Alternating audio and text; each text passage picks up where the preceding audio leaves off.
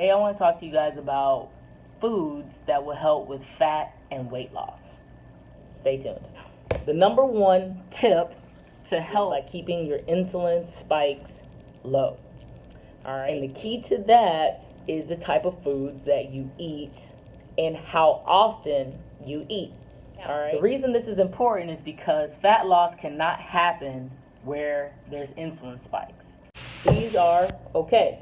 We got olives, avocados, tofu, mushrooms, green vegetables like spinach, kale, chard, collard greens, green beans, etc. Seeds, right? So we got sunflower seeds, chia seeds, flax seeds, pumpkin seeds. Seeds. All right, so these are some acceptable food choices that if your goal is fat loss and weight loss, these are some items that you want. Okay, so the insulin raisers, so the nopes, we got potatoes, grains, rice, all sugar, all right? Even if it's the good sugar, it's still gonna spike. Beans, except for chickpeas and lentils and corn. Let's talk about fruit. This is usually one of the most controversial parts of any low carb or keto fat loss, weight loss type program, okay?